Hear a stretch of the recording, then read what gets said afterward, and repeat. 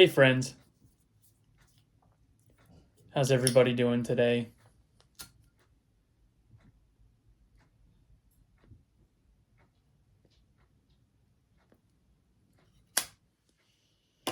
Hope everyone's doing just fine.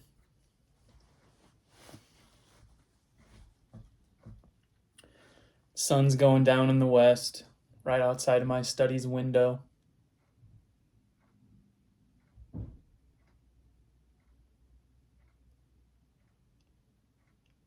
Just fed the birds after work.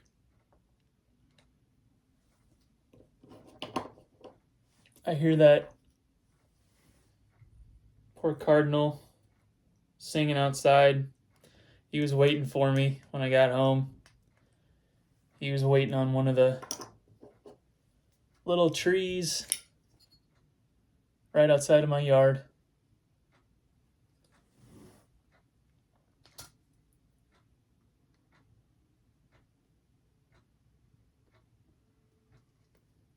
Made sure to feed him right quick. Then a couple doves came around and got my little sparrows like normal.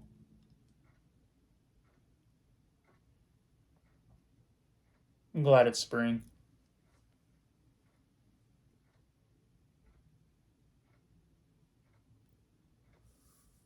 Time for new beginnings, time for warmth, time for the sun.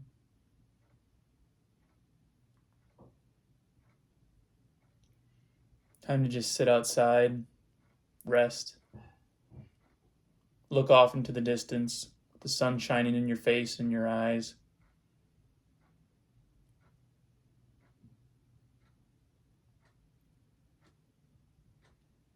You have a pipe on the patio and a beer in your hand.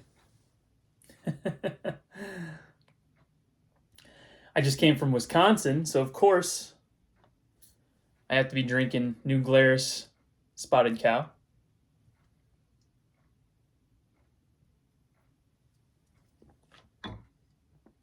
Definitely the beer of choice after a trip to Wisconsin.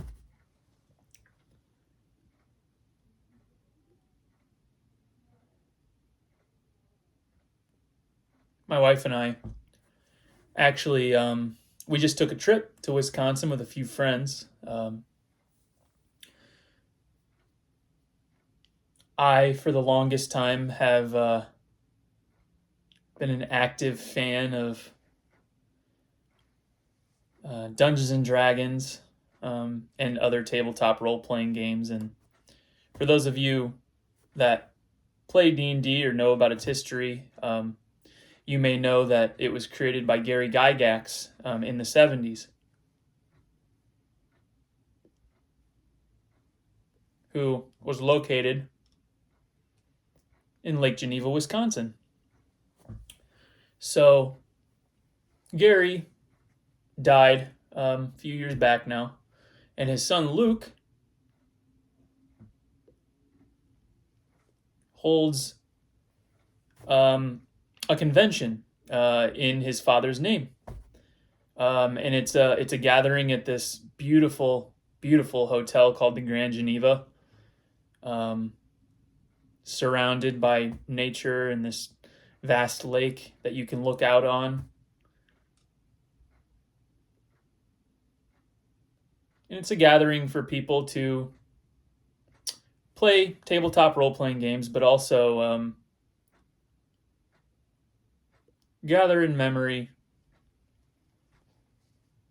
of Gary Gygax and everything that he's done for the tabletop role-playing game hobby and pop culture. So I'll just paint the picture here. So the Grand Geneva is this beautiful lodge. To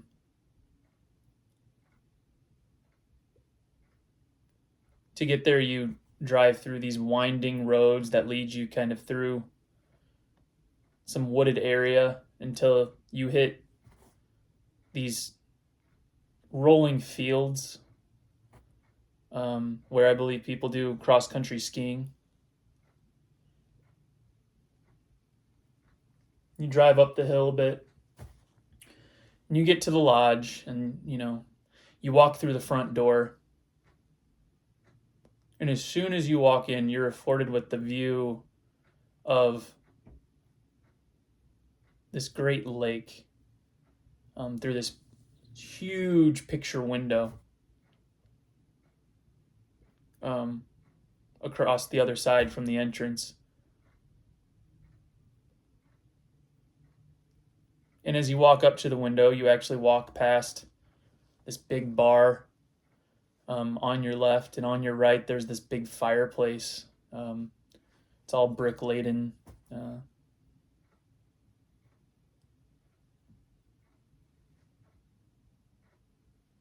Big rack of antlers on the wall above the fireplace. The fire's roaring. Usually this time of year, it's kind of snowy and cold. This weekend it was. And you just walk up to the bar, have a drink, sit down next to the fire with your friends, as all of the other people that love the same things that you do kind of gather around and have all of the same kind of discussions about, role-playing games, Dungeons and Dragons, the memories that it always brings up. Dungeons and Dragons and tabletop role-playing games are very nostalgic for me.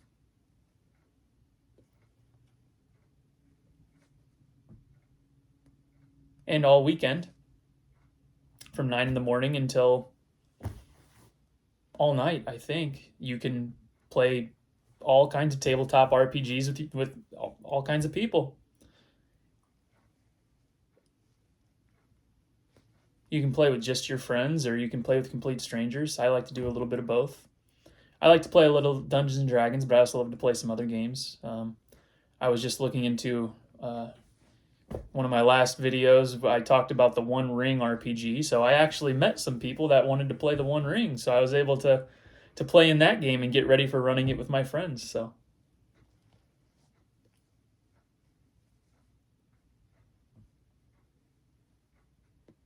I got to play a little hobbit that caused a lot of trouble, so that was a lot of fun.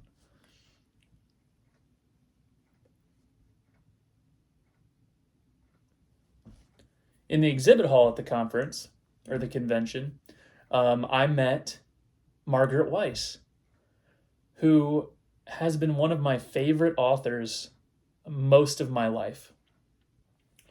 So I'll tell another story. When I was in 4th or 5th grade, don't remember which, I started talking to this kid named Jesse. He was always there. I never really talked to him much. He wasn't a close friend or anything. He was in some of my classes. I knew of him. But we got to be talking, and, we became friends here and there. And not long after we had started becoming friends, Jesse told me about his grandfather's love for this game called Dungeons and Dragons. And I had no idea what that was, really, at that time. This was right around the time that The Lord of the Rings was coming out, so I was starting to kind of dip my toes into epic sword and sorcery fantasy. But at that point, I hadn't even read any of the books.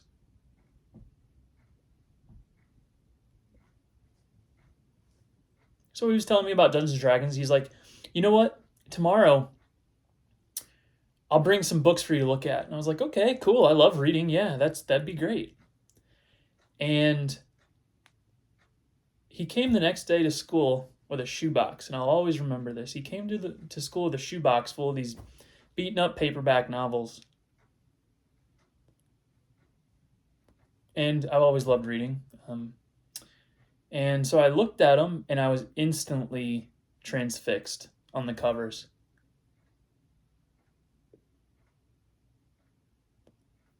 On the covers were sorcerers with flowing robes and arcane items hanging off their belts like feathers and vials of potions, and there were warriors with great swords swinging down at monsters.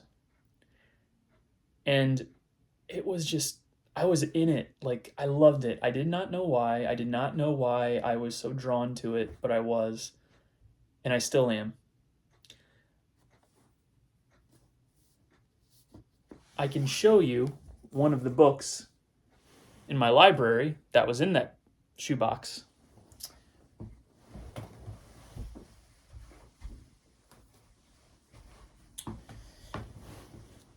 This was one of them, and it looks just like it did back then. This has been sitting on my shelf ever since that day. Oh, I don't know, 20 years ago at this point. Dragonlance, Dragons of Winter Night. I didn't know this at the time, but the art was by Larry Elmore. He did a lot of classic Dungeons and Dragons art from the 80s at TSR, the company that made Dungeons and Dragons, based out of Lake Geneva, Wisconsin. I didn't know who the characters were on here. You know, it looks like just this little guy and this warrior in this scale armor, and another warrior woman, fierce-looking Nordic woman, and a dragon in the background. And just that painting, something just spoke to me, and I loved it. And like I said, I still do. So this is one of my prized possessions in my library. It's not worth much, you know, on eBay, or it's not valued at much. It's beaten up. There's a lot of love to this paperback, but it has a lot of history for me, and this is something that I'll always keep. Jesse became my best friend. I don't see him much anymore, but still love him. I always will, for showing me those books and showing me Dungeons and Dragons. Who knows? It could have been that weekend I stayed at the night at his house, and he showed me this beat up red box with more Larry Elmore artwork on it, and there was this warrior fighting a dragon, and I was just, once again, all in, hook, line, and sinker. So we had no idea how to play Dungeons and Dragons, but we had an old strategy guide for a game called Might and Magic 6, and once again, the artwork on that book was also painted by Larry Elmore, and I have it as a print framed in my house right now. We used that as a monster manual because we had no idea how to really play, but it was just all storytelling, and we loved it. And we really built a friendship off of it. So back to the story from last weekend. These Dragonlance books were written by Margaret Weis and Tracy Hickman. And my wife and I were just walking around the exhibit hall, and we see this older woman, white hair. She's signing some things. I'm like, is that who I think it is? Sure enough, it was. I was just kind of looking at her a little bit in awe. And my wife goes, let's go talk to her. And I was like, no, I don't need to. And then her assistant walked up and said, you look like you want to talk to her. And I said, okay, I want to talk to her. So I walked up and said hi, and I'm sure my face was beet red, and I just had to tell her that she's been one of my favorite authors my entire life, and I'm so happy to meet her. She was very personable. I could tell she was tired. She's older at this point, but still, I'll always remember that too. So on the way home from the con, my wife and I were talking about it, and I haven't read any of the Dragonlance books in a while. So I said, hey, let's turn on the audiobook. I had the audiobook on Audible, so I decided, hey, I'd show this to her. I know that she's been wanting to read the books, and she's actually starting to run a campaign at the library that she works at, where she's running a Dragonlance story campaign. So we started listening to it, and it's like meeting old friends again. So much nostalgia is there with that story for me. Those characters I know like the back of my hand. And I know they're fictional, but they still reside in my heart. So today I just wanted to read you a little bit from the first book in the Dragonlance Chronicles by Margaret Weis and Tracy Hickman, called Dragons of Autumn Twilight.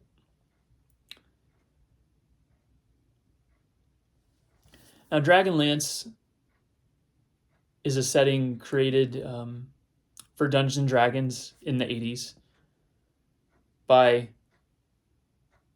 Margaret, Weis, and Tracy Hickman to kind of create a shared world that the rules of Dungeons and Dragons and everyone that plays it can kind of play along in, like a sandbox world. They also have the Forgotten Realms, which is the more popular one now, I would say. But back in the 80s, Dragonlance, that shared campaign setting was really popular. Now, the story of Dragonlance is once there was a knight of the Order of the Knights of Salamia named Huma who fought off these dragons that came to this world of Kryn, led by an evil dark goddess named Takesis. She was a many-headed dragon goddess. She brought these dragons to the world, and Huma the knight fought her off with the aid of these weapons called the Dragonlances. And these Dragonlances are the only things that could really harm these dragons in this world. So many, many years later, at the beginning of the Dragons of Autumn Twilight, we meet 5 friends who 5 years ago decided that they would go off on their own journeys and run their own errands and meet again at the Inn of the Last Home, which is an inn that resides in the branches of this great tree called a Valenwood tree in the town of Solace. So as the story picks up,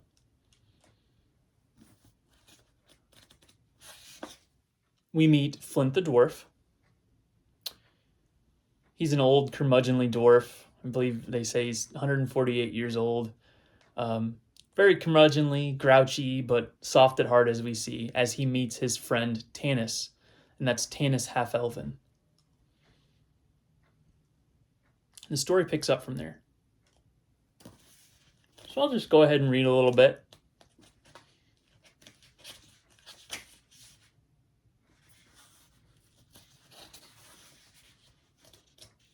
From the first chapter at the beginning of the book.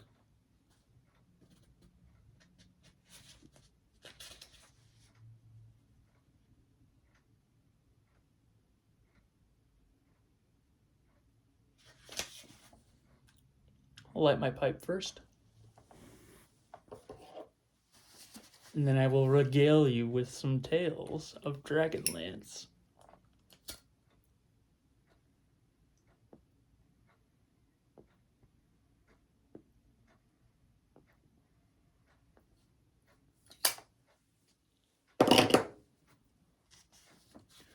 Chapter 1. Old Friends Meet. A Rude Interruption. Flint Fireforge collapsed on a moss-covered boulder. His old dwarven bones had supported him long enough and were unwilling to continue without complaint. I should never have left, Flint grumbled, looking down into the valley below. He spoke aloud, though there was no sign of another living person about. Long years of solitary wandering had forced the dwarf into the habit of talking to himself. He slapped both hands on his knees. "And I'll be damned if I'm ever leaving again," he announced vehemently. Warmed by the afternoon sun, the boulder felt comfortable to the ancient dwarf, who had been walking all day in the chill autumn air. Flint relaxed and let the warmth seep into his bones. The warmth of the sun and the warmth of his thoughts, because he was home. He looked around him, his eyes lingering fondly over the familiar landscape. The mountainsides below formed one side of a high mountain bowl carpeted in an autumn splendor. The Valenwood trees in the valley were ablaze in the season's colors. The brilliant reds and golds faded into the purple of the carolus peaks beyond. The flawless azure sky among the trees was repeated in the waters of Christopher Lake. Thin columns of smoke curled among the treetops, the only sign of the presence of Solace. A soft, spreading haze blanketed the vale with the sweet aroma of home fires burning. As Flint sat and rested, he pulled a block of wood and a gleaming dagger from his pack, his hands moving without conscious thought. Since time uncounted, his people had always had the need to shape the shapeless to their liking. He himself had been a metalsmith of some renown before his retirement some years ago. He put the knife to the wood, then his attention caught Flint's hands remained idle as he watched the smoke drift up from the hidden chimneys below. "My own home fire's gone out," Flint said softly. He shook himself, angry at feeling sentimental, and began slicing at the wood with a vengeance. He grumbled loudly, "My house has been sitting empty. Roof's probably leaked, ruined the furniture. Stupid quest, silliest thing I ever did. After 148 years, I'd ought to have learned." "You'll never learn, dwarf," a distant voice answered him. "Not if you live to be 248. Dropping the wood, the dwarf's hand moved with calm assurance from the dagger to the handle of his axe as he peered down the path. The voice sounded familiar, the first familiar voice he'd heard in a long time, but he couldn't place it. Flint squinted into the setting sun. He thought he saw the figure of a man striding up the path. Standing, Flint drew back into the shadow of a tall pine to see better. The man's walk was marked by an easy grace, an elvish grace. Flint would have said, yet the man's body had the thickness and tight muscles of a human, while the facial hair was definitely humankind's. All the dwarf could see of the man's face beneath a green hood was tan skin and a brownish-red beard. A longbow was slung over one shoulder, and a sword hung at his left side. He was dressed in soft leather, carefully tooled in the intricate designs the elves loved. But no elf in the world of Krynn could grow a beard. No elf, but... "Tanis?" said Flint hesitantly as the man neared. "The same." The newcomer's beard face split in a wide grin. He held open his arms, and before the dwarf could stop him, engulfed Flint in a hug that lifted him off the ground. The dwarf clasped his old friends close for a brief instant, then, remembering his dignity, squirmed and freed himself from the half-elf's embrace. "Well, you've learned no manners in 5 years," the dwarf grumbled. "Still no respect for my age or my station, hoisting me around like a sack of potatoes." Flint peered down the road. "I hope no one who knows us saw us." "I doubt there are many who'd remember us," Tanis said, his eyes studying his stocky friend fondly. "Time doesn't pass for you and me, old dwarf, as it does for humans. 5 years is a long time for them, a few moments for us." Then he smiled. "You haven't changed." "The same can't be said of others," Flint said back down on the stone and began to carving once more. He scowled up at Tanis. "Why the beard? You were ugly enough." Tanis scratched his chin. "I haven't been in lands that were not friendly to those of elven blood. The beard, a gift from my human father," he said with bitter irony, "did much to hide my heritage." Flint grunted. He knew that wasn't the complete truth. Although the half-elf abhorred killing, Tanis would not be one to hide from a fight behind a beard. Wood chips flew. "I've been in lands that were not friendly to anyone of any kind of blood." Flint turned the wood in his hand, examining it. "But we're home now. All that's behind us." "Not from what I've heard," Tanis said, drawing his hood up over his face again to keep the sun out of his eyes. "The High Seekers in Haven appointed a man named Hedrick to govern as High Theocrat in Solace, and he's turned the town into a hotbed of fanaticism with his new religion." Tanis and the dwarf both turned and looked down into the quiet valley. Lights began to wink on, making the homes in the trees visible among the Valenwood. The night air was still and calm and sweet, tinged with the smell of wood smoke from the home fires. Now and again they could hear the faint sound of a mother calling her children to dinner. "I've heard of no evil in Solace," Flint said quietly. "Religious persecution, inquisitions." Tanis's voice sounded ominous coming from the depths of his hood. It was deeper, more somber than Flint remembered. The dwarf frowned. His friend had changed in 5 years, and elves never change. But then Tanis was only half-elven, a child of violence, his mother having been raped by a human warrior during one of the many wars that had divided the different faces of Krynn in the chaotic years following the Cataclysm. "Inquisitions. That's only for those who defy the new High Theocrat, according to rumor," Flint snorted.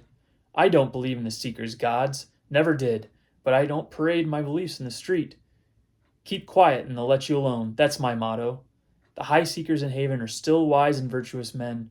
It's just this one rotten apple in Solace that's spoiling the whole barrel. By the way, did you find what you sought? Some sign of the ancient true gods, Tanis asked, or peace of mind? I went seeking both. Which did you mean?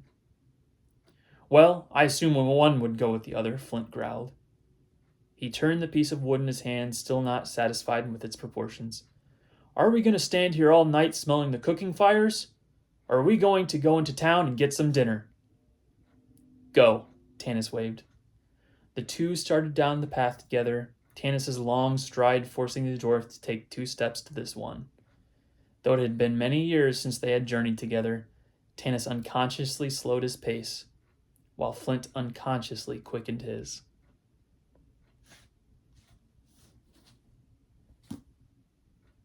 Dragons of Autumn Twilight, first book of the Dragonlance Chronicles. Even though I just listened to it on audiobook yesterday, just reading it again brings me back to those years where nothing mattered but friendship, having fun. And little did I know that a book like this, the one that I showed you earlier, would lead to a lifelong friendship like I've had with my friend Jesse. So, Jesse, if you're listening, you probably aren't, but if you are, man, I love you. So cheers, everybody, to friendship, to quiet nights, to cool spring evenings, and for just a little light coming through the trees into your study window. Cheers.